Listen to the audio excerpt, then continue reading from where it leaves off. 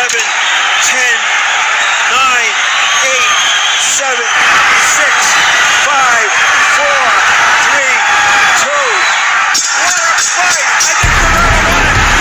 Juan, the Hispanic causing panic, Lascano.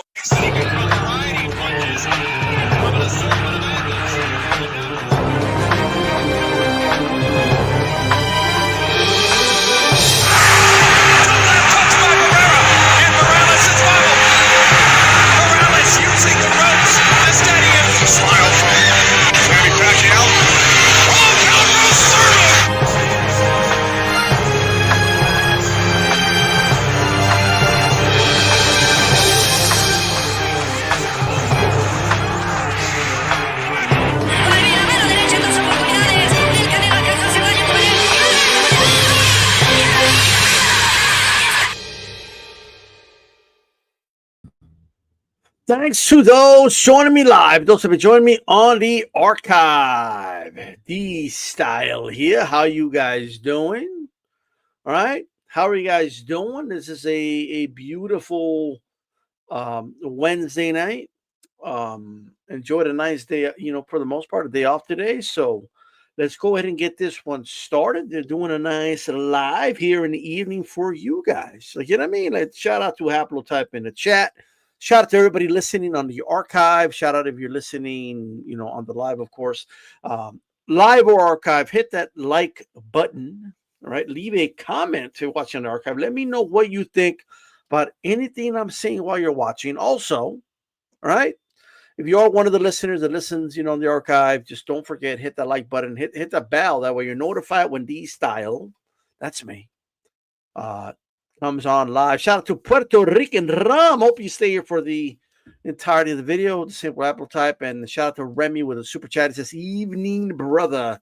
I appreciate the super chat support always from everybody and anybody who watches. The title of the video, these sleazy fear-mongering promoters. All right. These sleazy promoters are fear-mongering hard about TKO. The status quo hates what's good for the fans. And that is the one thing I want you guys to take away. I'm coming from the perspective of a fan, and I'm not going to apologize about it. I'm just not. I know it's become uncool to just be a fan, right? Like, it's been weaponized against people, right? Like, if you're a fan, like they shame you, say you don't care about the fighter, say you don't care about fighters' health. These fighters put their lives on the line, and you're a piece of shit, right? They call you fanboy. They call you, you don't know nothing. What do you know? You're just a fan. They say the worst things about boxing fans. The worst possible things imaginable about boxing fans just get said continuously, right? And it is what it is, and it's worked. It's worked because even content creators bring guests on and shit on fans while they're fans too. Nobody wants to just admit that they're coming from a fan's perspective, and that's okay. All right. So with that said, let's get this one started. Kane Mac in the building. Shout out to you. Make sure you hit the like button as well. As you guys come in, leave a comment. Don't be strange. You know what I mean? On these, you could agree. You could even disagree on these parts. You know what I mean? We know this, right? We know this. There's some people acknowledging it, by the way. I saw a video the other day of Timothy Bradley saying, hey, man, don't underestimate these fans. A lot of these guys know a lot more than us, right? It's just like I'm telling every boxing team can hire a lot of these fans. A lot of the problems they've had wouldn't happen, right? If Tim Zhu had a boxing fan, someone who knows a lot about the history of the sport on his team, there's no way he wouldn't know that, there was a rehydration clause for the IBF, for example. But just throwing that out there. But it is what it is, bro. All they got to do is listen. That's it. That's all they got to do. Any hater, anybody who's angry, well, whatever it is, right? All you got to do is listen to me. Listen to what I'm saying. Don't worry about the tone of the voice. I know I can get a little harsh sometimes. I know I curse a little bit here and there. All right. I'm a little rough around the edges. Something. I get it. I'm a boxing fan. It is what it is, right? But we don't even get like real barber shop talk, dude just coming on here just talking. You know what I mean? Just giving their opinion from a fan's perspective. Everybody's watching what they say. They're walking on eggshells. They don't want to be called a fan. Like, you know what I mean? They don't want to be told, what do you know? You never been in the ring. Like, they don't want to hear that. Whatever, bro. All that stigma that they put on it, fuck it. Shout out to Nando. How's it going, brother? This is The Style Boxing with Nando. Like, you know what I mean? I know he's like, I'm not part of the show. What do you mean? I'm just in the chat. He's part of the show. He's late, but he's part of the show, right? But when you're the star of the show, you could be late. Like, that's the way it works. He was probably in the background lurking, and then decided like to wait 5 minutes to post something because he has to be fashionably late because it's his show. But it's what it is. Like, you know what I mean? Like, that's the way it goes. Let's play these clips, and I want to know what you guys think in the chat while I play them, right? And yeah, you know what I mean?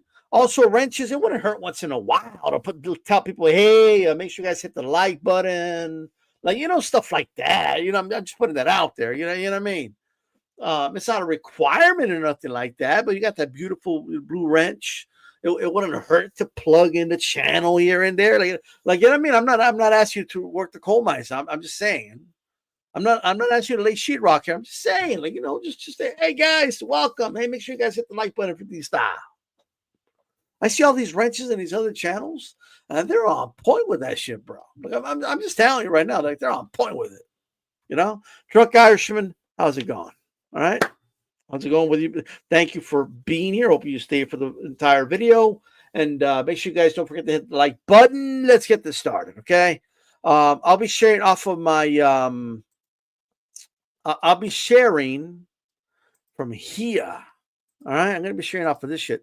Like here's the thing, guys. Like, all bullshit aside, ooh, look at what I could do, bro. Damn, I could do this shit, bro. Oh, I didn't save it or what? Hold on.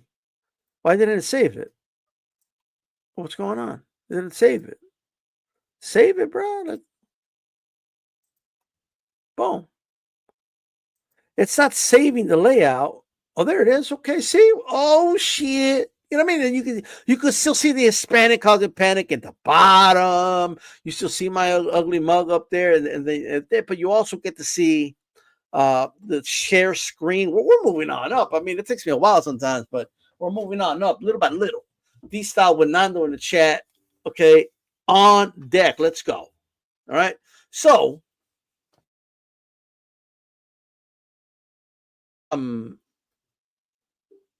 go ahead and from Fight Hub. Before I get to Fight Hub, Ariel Hawani had Devin Haney on. This is what they were saying about the Ali Act. Okay, look, we're gonna play what he's saying. As you can see, he's talking there. I can't put the full. I can't put the. Oh, for fuck's sakes! I can't put the full like thing up because I don't want to copyright. Even though I'm doing all the right things, I'm providing commentary. I'm not doing anything wrong, but just to not deal with the consequences. It is what it is. It's from Ariel Hawani's show. We're gonna listen to the clip, and I have some thoughts, but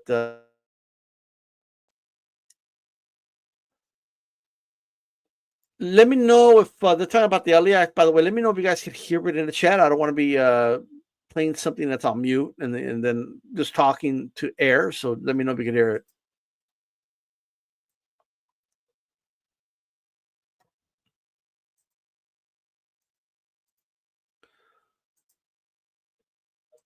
Look, here's the thing.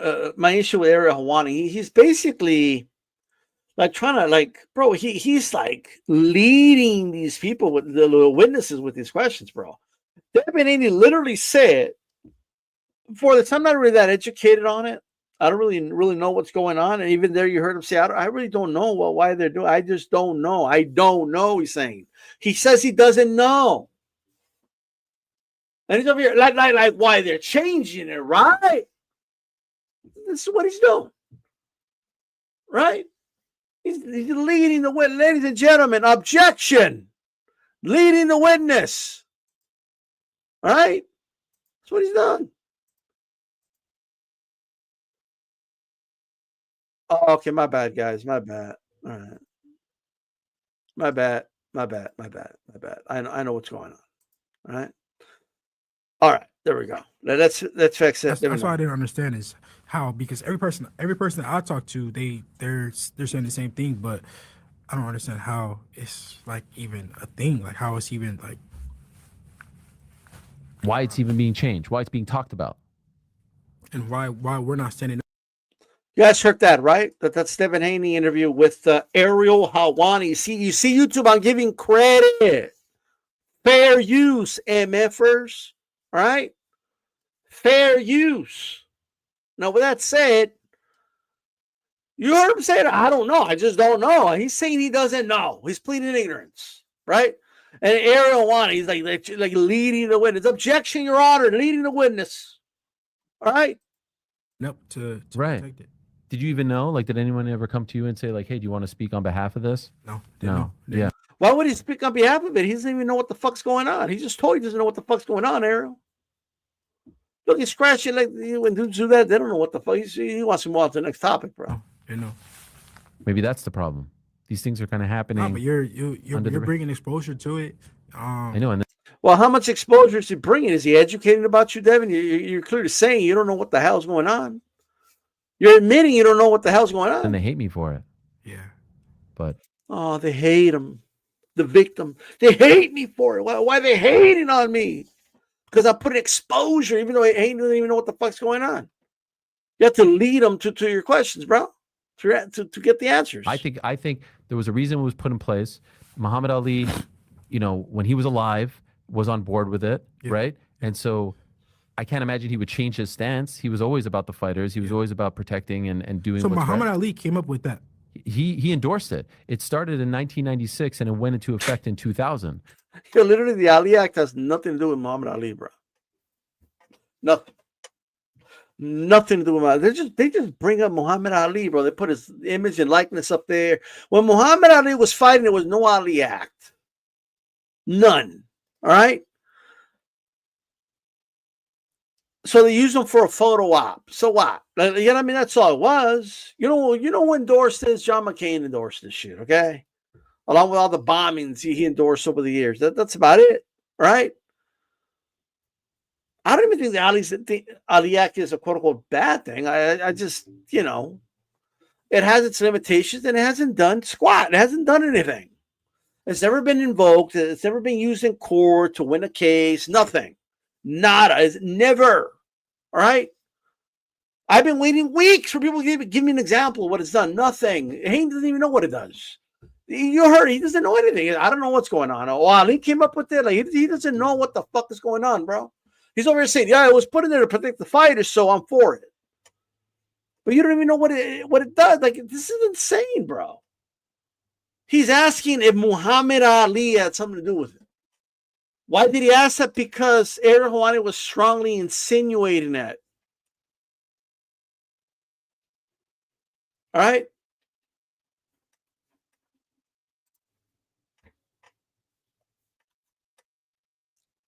No, Haplo. The Ali Act came in later, bro. Like in 2000s, Ali was way over, like done with boxing. So he was he was alive in 1996. He passed away in 2016. Wow. Oh, for what? So there were 20 years there. Obviously, it got worse over time, but it wasn't like they just did it on behalf of him. He was on board with it. You know what I mean? And now they have. They did not do it on behalf of Muhammad Ali, right? They used his name and likeness. Right? It's a political move. It's the same reason they call the Patriot Act the Patriot Act, okay? It doesn't mean like, oh, if you're against it, you're not a patriot. Like, you know what I mean? That's not how it works, bro. All right? I'm just saying. Said that his widow, Lonnie, right, is endorsing this, the changes. But Ali's grandson, Nico Ali Walsh, who's also a fighter, has said my grandfather would never be on board with this. So there's kind of like a thing of like, who knows what he would have wanted. I tend to lean towards like, why don't we just stick with what he wanted when he was alive? I mean, who's to say he's, he passed away. Who's to say what he wants, what he doesn't want? Let's, like you said, let's stay with what he wanted when he was here. And it's there to protect the fighters. Bro, this is all they say, bro. This is all they say. All they're saying, they keep repeating the same shit over and over again because it sounds good. Yeah, it's to protect the fighters. It's to protect the fighters, right? So if you're trying to change it, so you're against the fighters. Like why does that automatically mean it's against the fight? Like, because they just keep saying over and over. They keep using words like transparency, protect the fighters, to protect the fighters from promoters and from the sanctioning bodies, from all these evil people, to create a force field around the fighter. Ed Woodson, how's it going, brother? Right? Per Rick and Rum, didn't they try to use the Ali Act against Heyman and the PBC? Look, if the Ali Act was actually doing what it was intended to do, Al Heyman would not be doing business the way he was doing business, okay? But people didn't have a problem with the way Al Heyman was conducting business. For whatever reason, they have a problem with it now. It just is what it is. Yes, he was sued, right? It didn't go anywhere. It's funny how, I just thought about this. Good thing you reminded me about this, Puerto Rican Rum. It's funny how promoters are bringing the shit up. It's funny how promoters try to sue it. The fighter didn't try to sue Al Heyman. The promoters did it. Isn't that funny how that works, right? Once again, shout out to Ed Woodson. Thank you for being a member, brother. You know what I mean? Haplotype, a member. Nando, member. All right, shout out to you guys, man. Appreciate you guys for doing membership with low 99 cents a month. It goes a long way to support the channel. Just put that out there. Remy's a member as well. Shout out to you guys, okay? So, okay, whatever, bro. Like, this is the same old.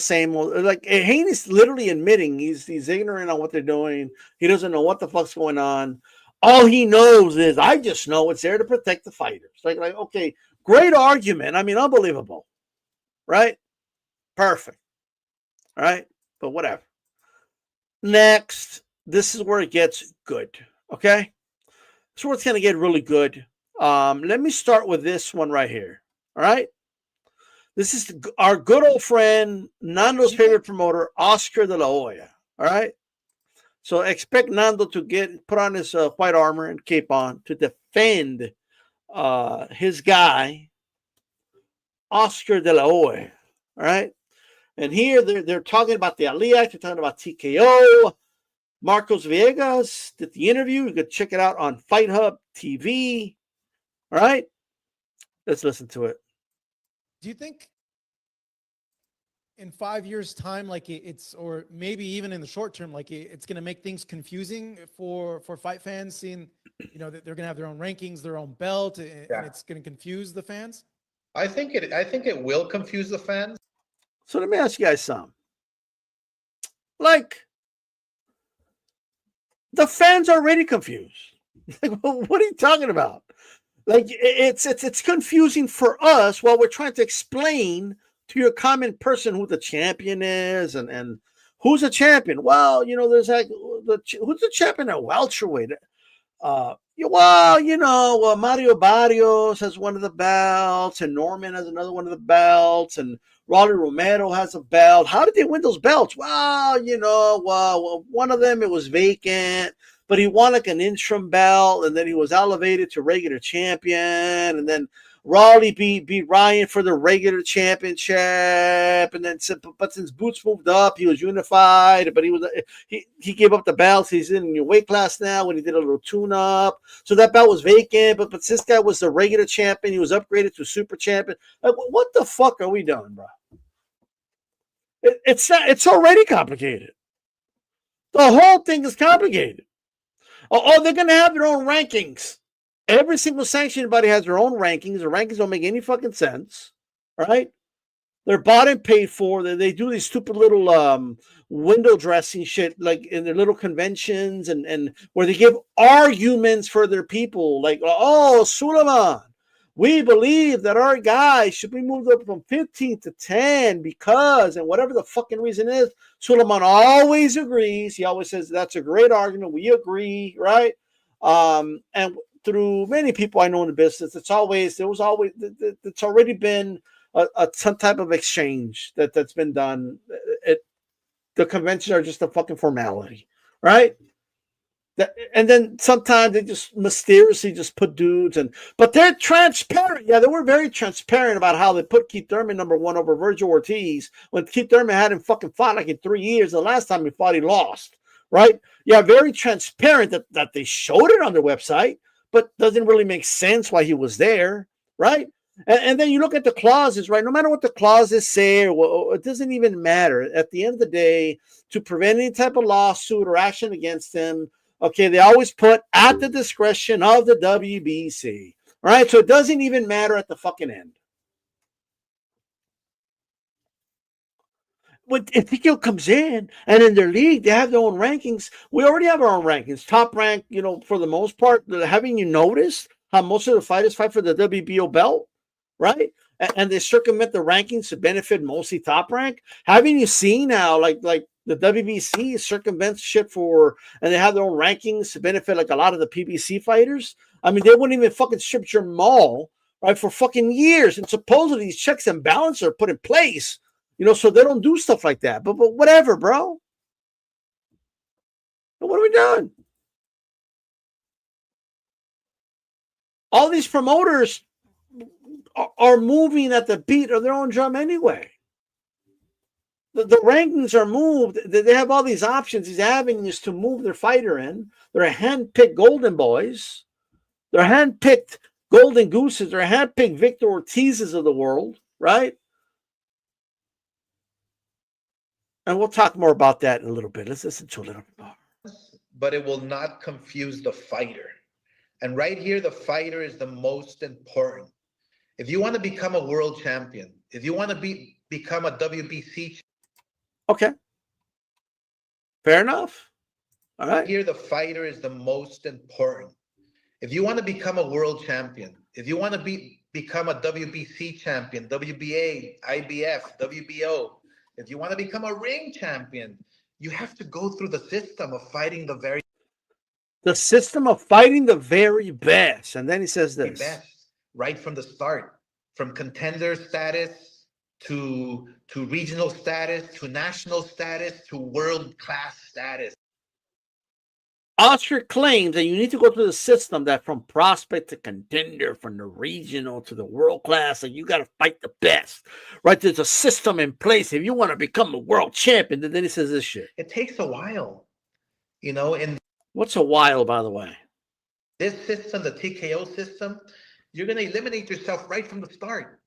In a 4-round fight, in a 6-round fight, you're going to be a shot fighter when you're fighting 8 rounds because you fought the very best already. Well, isn't that what you said is a system you got to go through? You claim you got to go through the system where you're fighting the best. These guys are so busy fear-mongering that they haven't even got the talking points together, right? Listen again. I'm not just making this up. He contradicted himself from one sentence to the other, guys. Like I'm not making this up. Look. Become a WBC champion, WBA, IBF, WBO. If you want to become So if you want to become that, you got to do what, Oscar? A ring champion. You have to go through the system of fighting the very best right from the start, from contender status to regional status, to national status, to world-class status. It takes a while. You got to fight the best from all those statuses, no matter what. If you want to be the best, if you want to be a diamond in the rough, you got to go through the best, baby. All right. You don't want to go to the TKO route where they do this. In this system, the TKO system, you're going to eliminate yourself right from the start. In a 4-round fight, in a 6-round fight, you're going to be a shot fighter when you're fighting 8 rounds because you fought the very best already. This is great. Like, ladies and gentlemen, look at Nando in the chat over here, like all pro De La Hoya with the pom-poms out. Like he doesn't want to address the clear contradiction Oscar just said. He contradicted himself. That is a clear contradiction, ladies and gentlemen. But you see, this is a wink and a nod to the fighters, right? Like it's a wink and a nod to the fans saying, "Hey, no, we can't have these guys just fight the best right off the bat. They're going to be shot. They're going to eliminate each other." Like, what does he mean by that? What does that even mean? Stop and think about it for a moment. All right. You know what it is? The same reason, and I keep repeating this, right? You see, the promoters want to handpick who they believe are going to be the future stars, the future champions. And then they want to, and they use words like, these are the code words: guide, right? Develop, right? Have the formula for, right?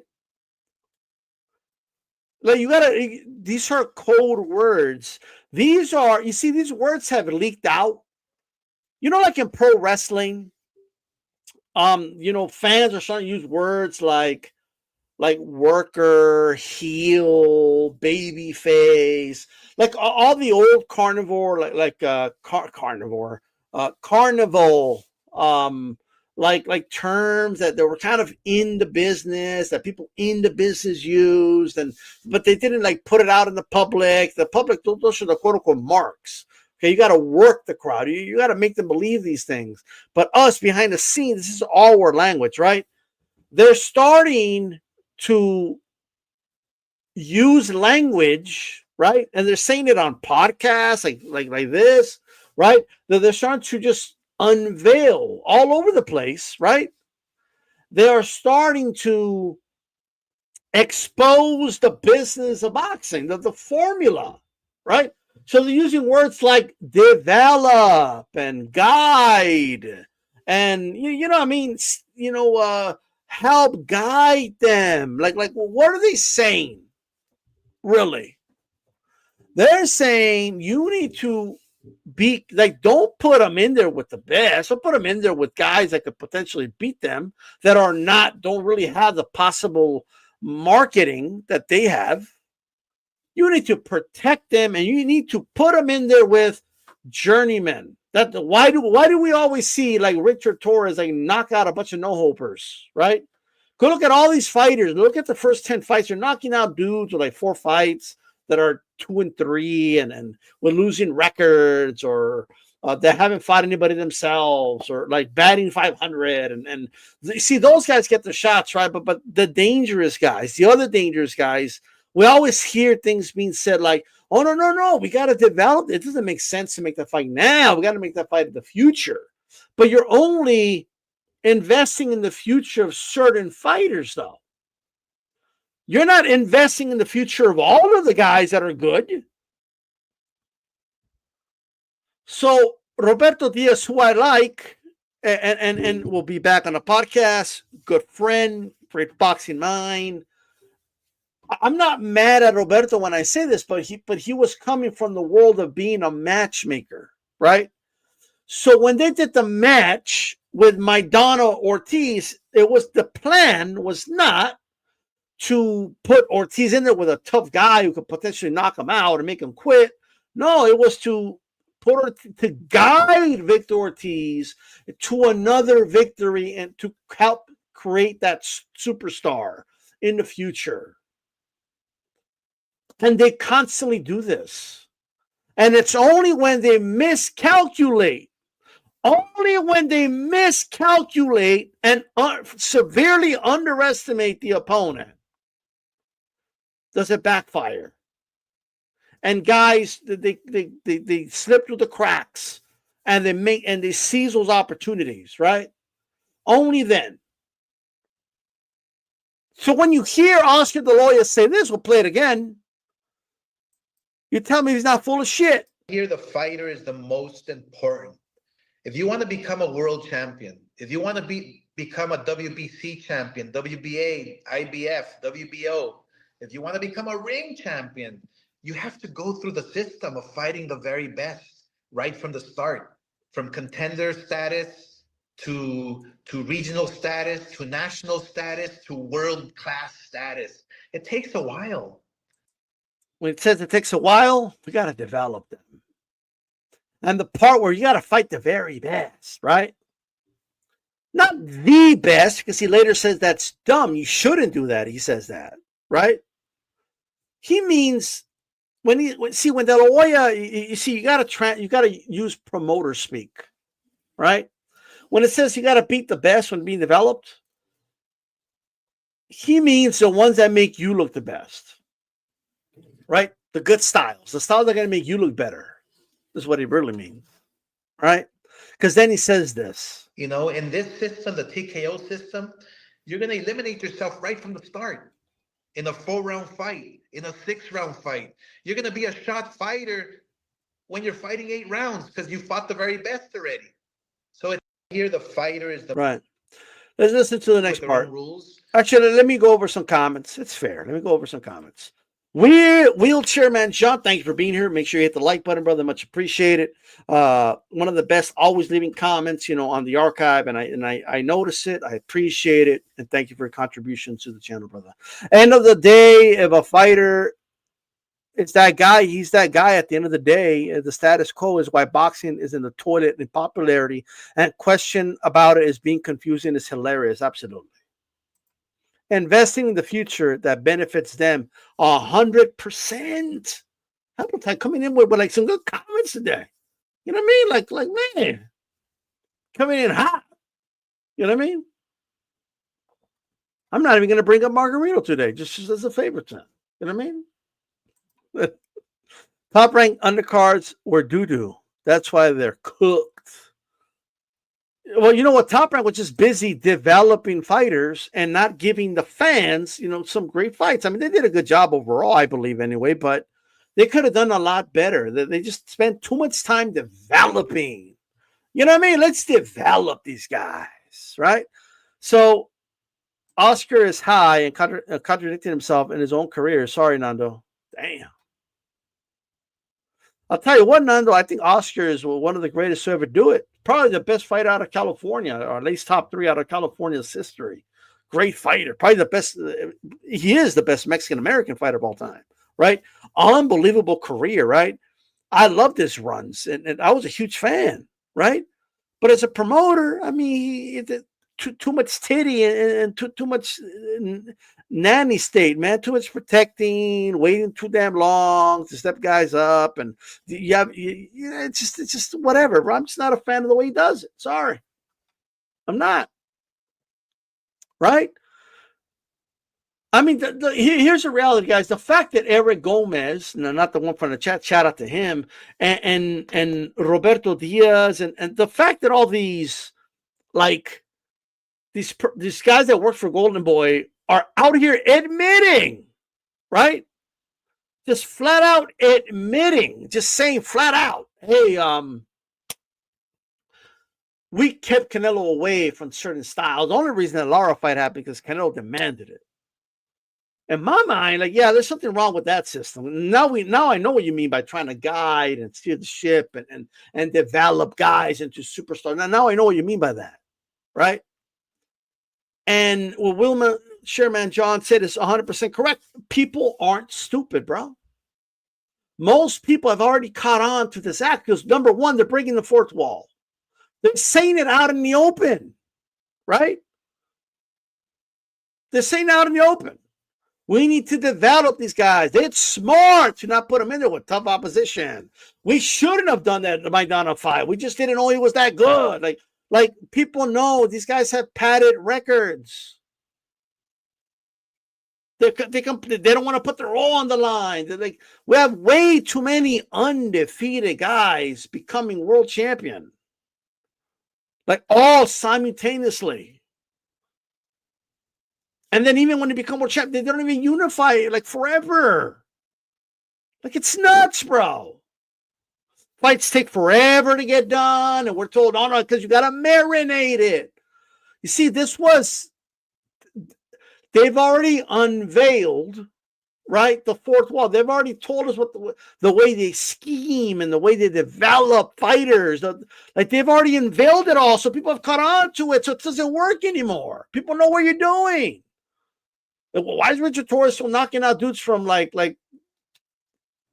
working the forklift at freaking Home Depot? Hey, you have to develop these guys. It would be dumb to put them in there with some real serious competition. You got to be smart. Now, what are we doing? What are we doing? Let's listen to this. We'll stick to our traditional boxing. So stick to it. You guys do know that the Ali Act will not change for traditional boxing. Now, one thing will change. If boxers want to stay in the traditional model, they can stay in the traditional model. But we still have all this fear mongering and crying going on. They're trying to scare fighters to not go to the league. Like, don't do it. They're going to ruin you. You're going to be eliminated after 2 fights in a 4-rounder. Don't do it, says the lawyer. Don't do it. You're gonna be a shot fighter after a couple of fights, and they're gonna ruin you. Like look at what they're saying, bro. This fear mongering, bro. Do you foresee, Oscar, the sanctioning bodies going away? No. I think the Of course not. They're cockroaches, bro. They ain't going nowhere. If anything, they multiply. All right. sanctioning bodies are almost like the pillar. Shut the fuck up. I'm tired of this shit, bro. I am tired of the ball licking and ball massaging, stone like freaking body stone massage that the people give to the sanctioning bodies and the power they give them by doing it. I'm gonna break this shit apart in a moment, but let's listen to it. Of the sport. You know, you can't build a beautiful mansion without the foundation, and the foundation are the sanctioning bodies. No. The sanctioning bodies are not the foundation of boxing, right? What the fuck are we doing, bro? The sanctions didn't even exist when Jack Johnson was fighting. What the fuck are we talking about, bro? The sanctioning bodies came after the sport was already like an established and popular sport in America and the world. The WBC didn't come around like for years, bro. I'm just saying. All right. But he's going to say so many incorrect things. And he's over here touting tradition and all this other stuff. And he's going to contradict himself. Like, it's unbelievable to me. But listen. All right. There's so much history involved. Hundreds of years of history. Hundreds, Oscar? Well, I didn't know there was hundreds of years of history of the IBF and the WBO. There's not even 100 years history of like the WBC. Hundreds of years, centuries of like you're making this up, bro. London prize rules and sanctioning about it didn't exist, bro. Right? It didn't exist. It was in the middle of Jack Dempsey's title reign, if I'm not mistaken, when the NBA came around. Like, what are we doing? Like this is like what are you talking about? You're just making that shit up, bro. Oh, for hundreds of years. Oh yeah, the rich history of WBC since the days of the Egyptians. Like, what the fuck are you talking about? Well, I didn't know that the WBA was around in the Roman times. Okay, like I didn't know that. When they wrote down the Marquess of Queensberry rules, I didn't know like, oh yeah, to have a foundation, you're gonna need a sanctioning body. I didn't know that was a thing. You just made that shit up, bro. You made it all up. That's what you did. History. You know, they have presence all over the world. Fighters want to be the WBC champion, just like Julio Cesar Chavez, just like Rocky Marciano. Rocky Marciano was not the WBC champion. What are you talking about? Just like, you know, it's you should just stuck with Chavez, bro.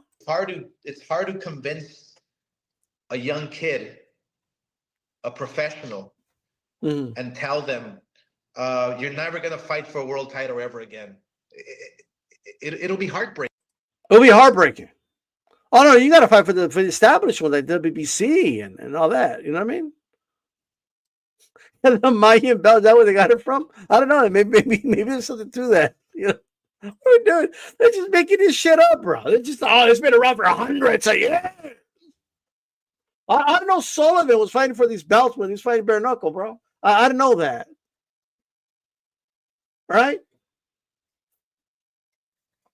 What the fuck inspired Jack Dempsey? There was no WBC around. Like who the fuck inspired Rocky Marciano when he was on the come up? Like there was no WBC, WBO, IBF. So what did he do?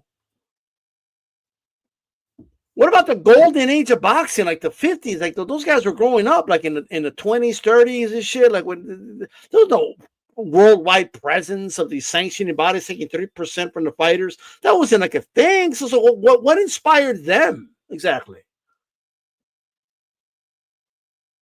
Oh no, you just can't do it without the sanctioning body. Like you're full of shit, bro.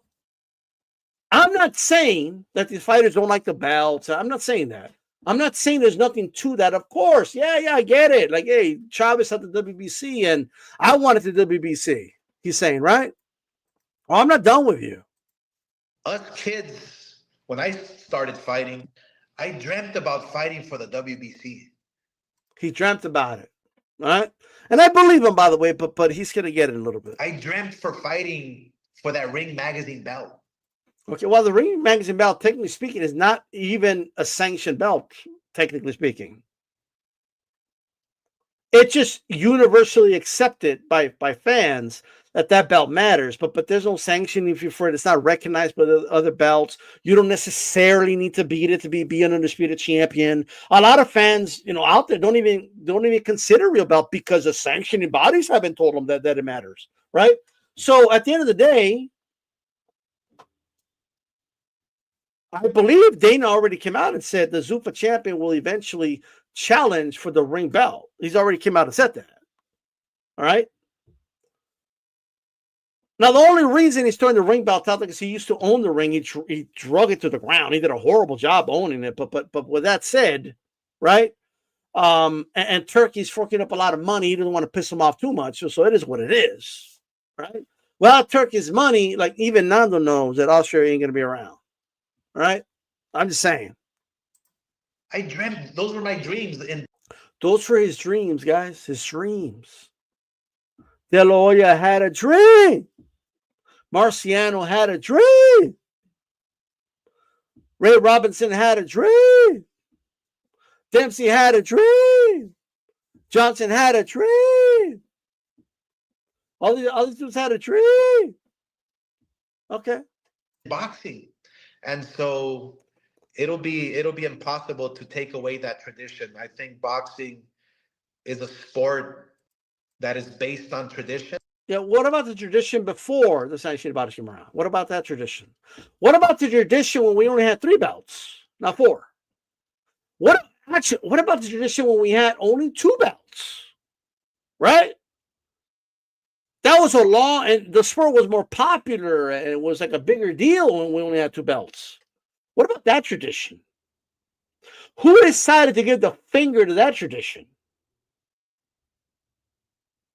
What about when we only had 1 world champion and we only had the traditional 8 weight classes, right? What about that tradition? Oh, no, fuck that tradition. That tradition doesn't matter, right? What about the tradition when we just universally recognize who the man in that division was? That was a champion. What about that tradition?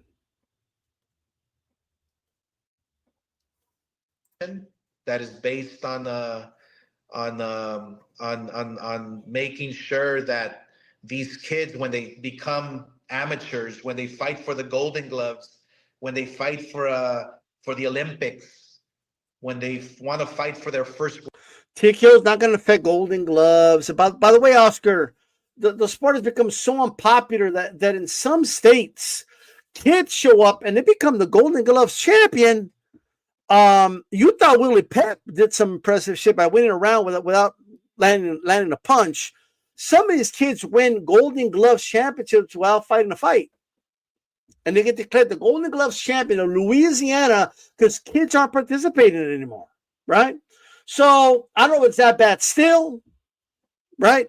But TKO ain't gonna affect that. I mean, this is some fear-mongering shit, bro. He's talking like they're threatening Golden Gloves and the amateur system, and like they're threatening like the Olympics, and like, what are we doing? Like they're not affecting that world title.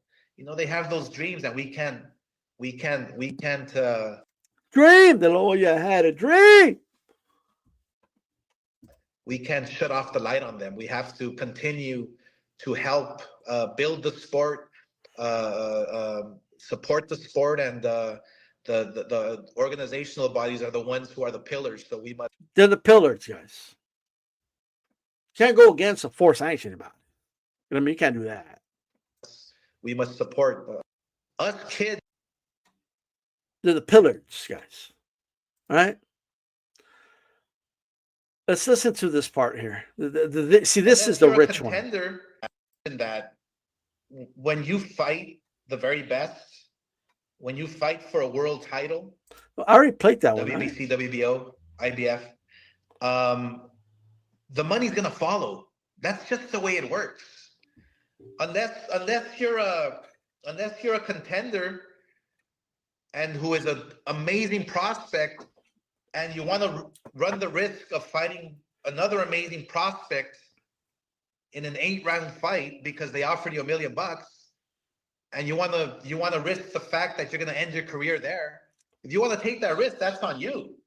But you're never going to see a world title, you know, that comes from the IBF, WBC, WBA, WBO. You know.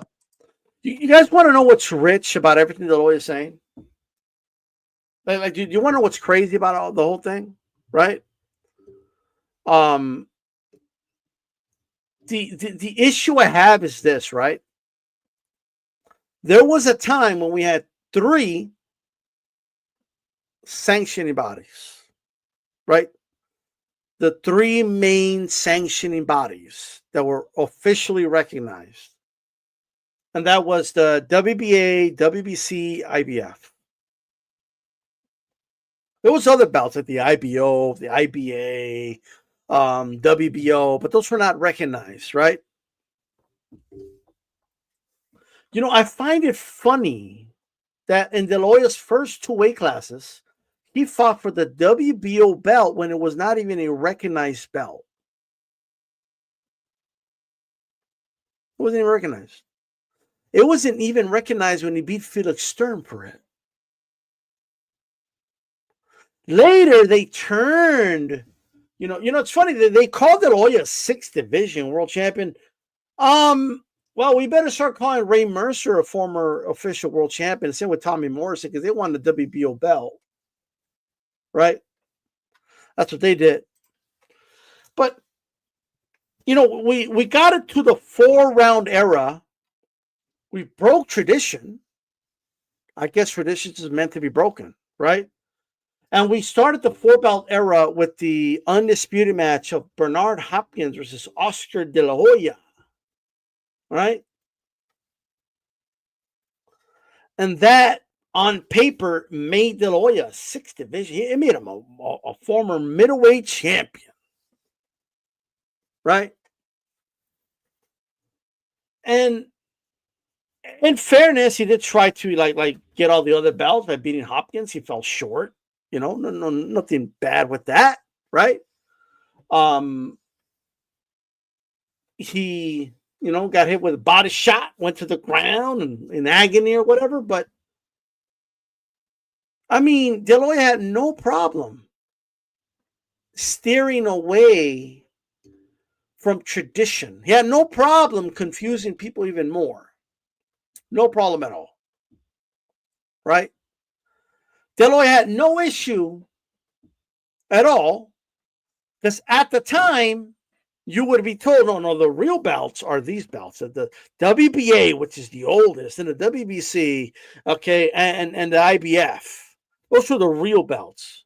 So when De La Hoya won his very first world title, the WBO, that was not a recognized belt. So much for, I wanted to fight for my dreams. That's what I wanted to fight for. If it's what the one Chavez fought for, I wouldn't care. It would be hard. I would be heartbroken, right? Yet when you look at the footage when he won the WBO belt, De La Hoya was, I mean, he was to the moon. He was excited, like, you know what I mean? What's the difference between you winning that belt when it was not even recognized, or somebody winning the Zuffa belt if and when they win it? Well, what's the difference?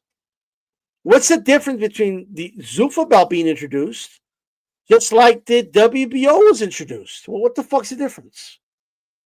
There's no, like, there is none, right?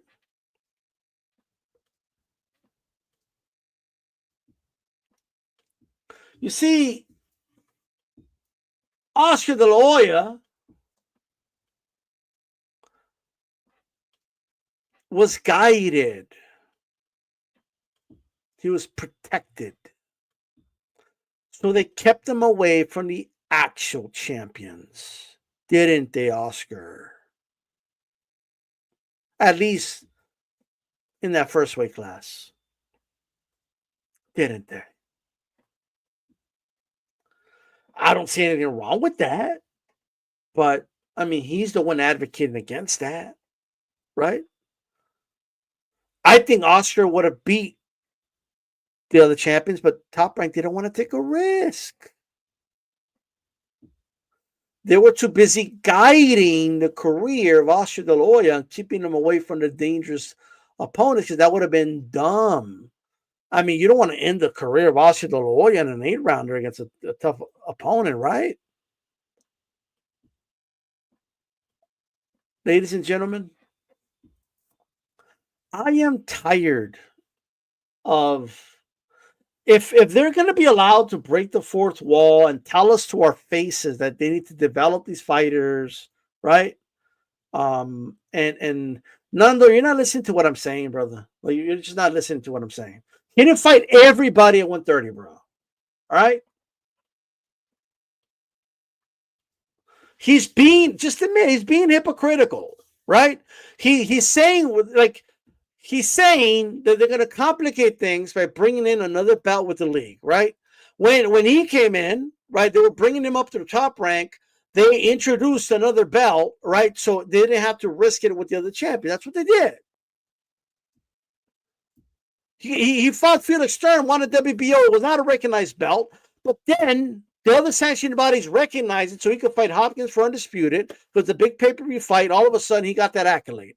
That's what happened. Right? That's exactly what they did. But what about the fighters at TKO? They'll be in diapers, Nando, and they'll fight for the Zuffa belt. My point is, what's the difference between those guys fighting for that belt? What's the big deal about a league having their own rankings within their fighters, right? When this dude helped facilitate and introduce a whole nother sanctioning body, right? You want to talk about confusion, when he brought more confusion by bringing another sanctioning body with another set of freaking rankings to our system.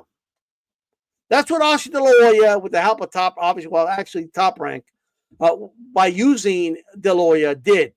Right? Until this day, the WBO is basically the errand boy of freaking Top Rank. All right? So it's just what it is. That's the reality of the situation. He's being hypocritical. And while I think Viegas did a good job with the interview, it would have been nice if he brought that up. Oscar, you fought for the WBO and you were to the moon when you won your first world title. It was not one of the top 3, and you were excited about it. So if a dude joins the TKO league and he becomes a Zuffa champion and they're happy about it, then leave him alone.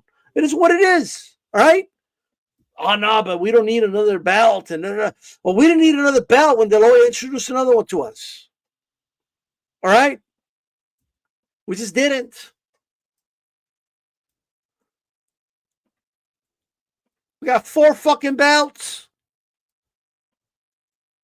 Really confusion. And it's like, these guys, they're like, you didn't grow up watching anybody win the WBO and you fought for that belt. Oh, they're the pillars because of the history, hundreds of years of history. Like, you just make that shit out of your ass, bro. Literally out of his ass. They want to be WBC champion, like Rocky Marciano, he said. Just make it like light bulbs out of his ass. Golden light bulbs out of his ass, bro. He just make that shit up.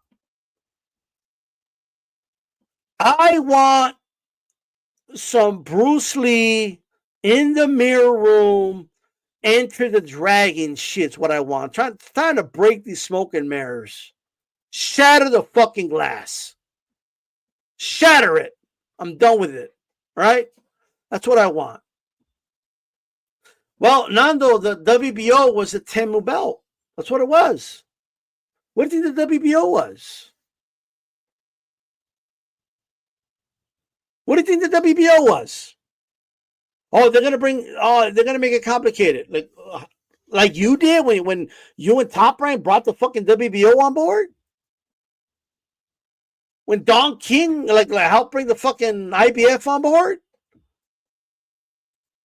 Oh well, no, we're built on tradition. They didn't give a fuck about tradition when you make the WBO. You want the WBO, the non-sanctioned belt, to call yourself middleweight champion, and due to politics, okay, got the fucking belt sanctioned by the other sanctioning bodies.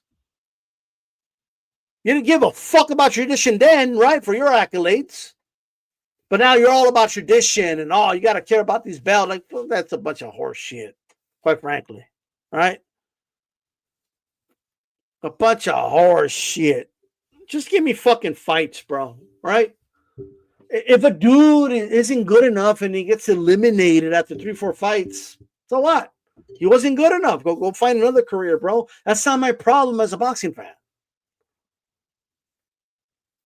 Give me a system where only the strongest survive. Yeah, that's what I want. I thought that's what the fucking point is. That's the fucking point. Give me the system where only the strongest survive. If you're weak and you don't make it, too bad. It is what it is. I don't want a system that wants to force feed us Victor Ortiz. I want a system that unleashes Marcos Maidanas. That's what I want. I don't want a system where Vernon Forrest has to wait forever to get a shot. I don't want that system, right? Oh, Mosley, you got to give him credit. He's the one that finally gave the shot to Vernon Forrest. Why did it take Shane Mosley to finally do it? Well, why don't we have a system, right, that just does it? Right?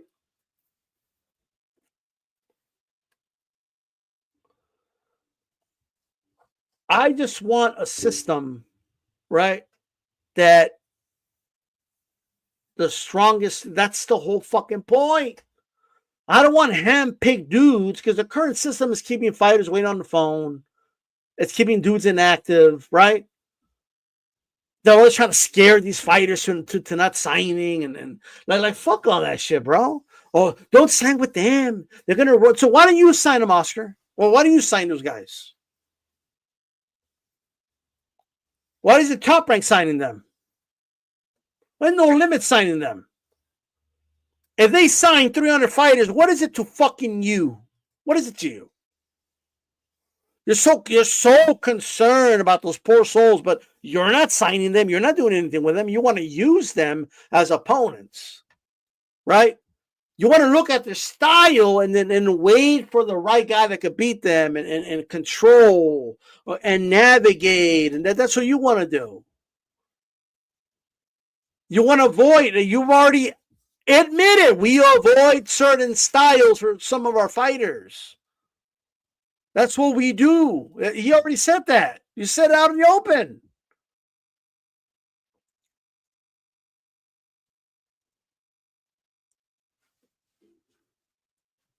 So at the end of the day, give me the system that encourages competition. What De La Hoya claims, you got to fight the best when you're a prospect.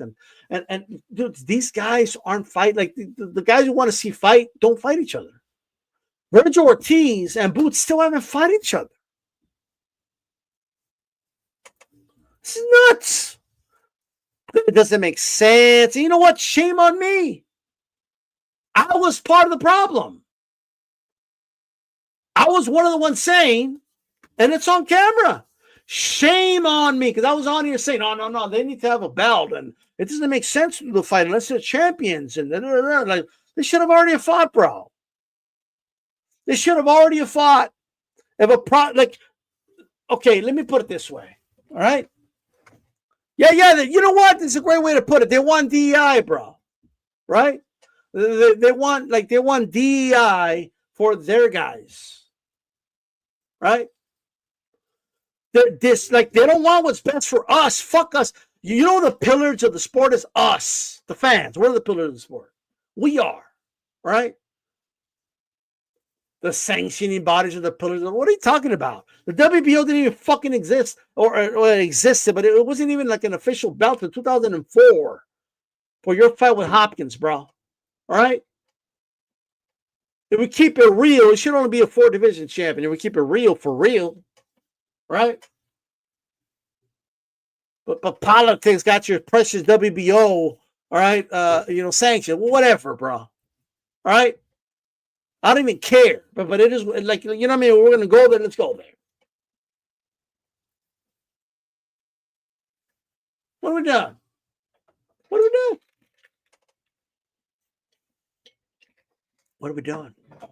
It was up to me, like the IBF wouldn't even have spawned, bro. Like what are we doing? The IBF with their vacant number 1 spots and like I don't know, man. Like what are we doing?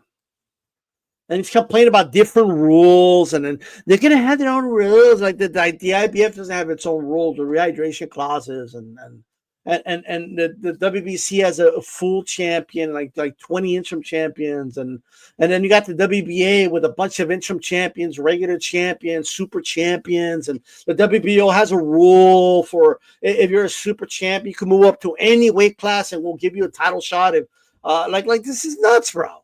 We have franchise champions, and we got silver champions, and then they all have different rules, and they have different rules for when a mandatory gets a shot. Like we already have, they all have different rules anyway.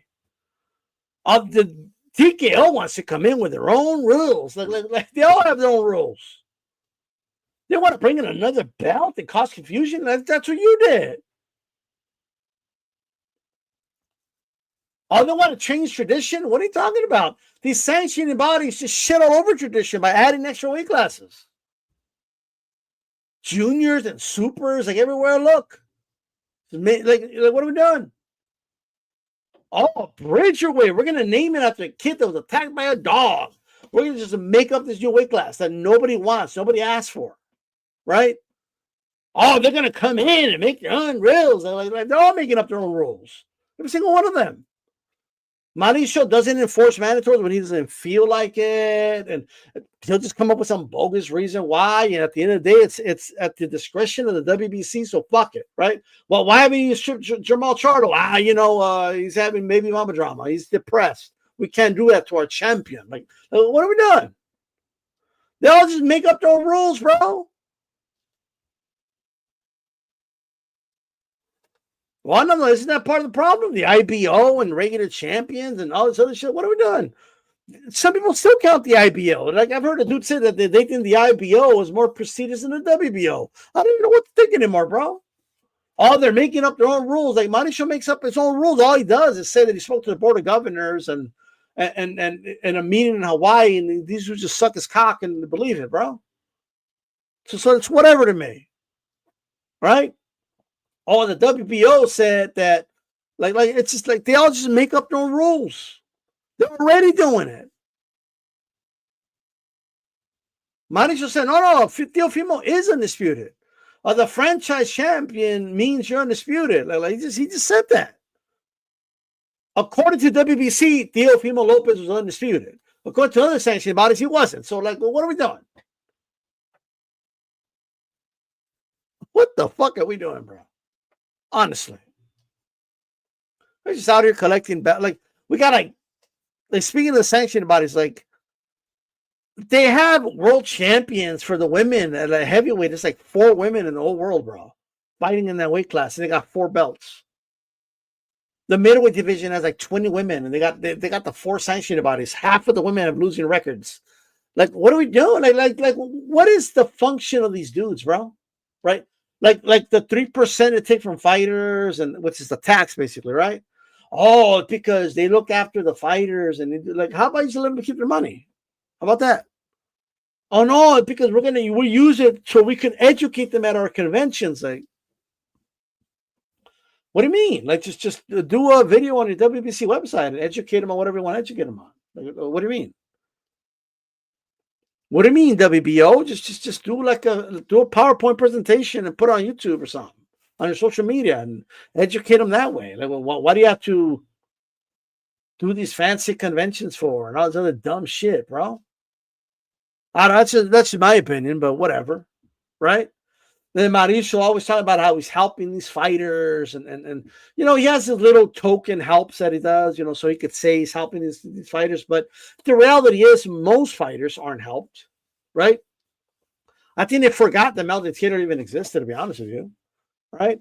It's you know how many fighters out there you see them at gym sometimes like stuttering, and the WBC ain't helping them. Like, you know, they just help the ones like oh, we help Roberto Duran. Like, yeah, that's gonna give you good press, bro. That's why.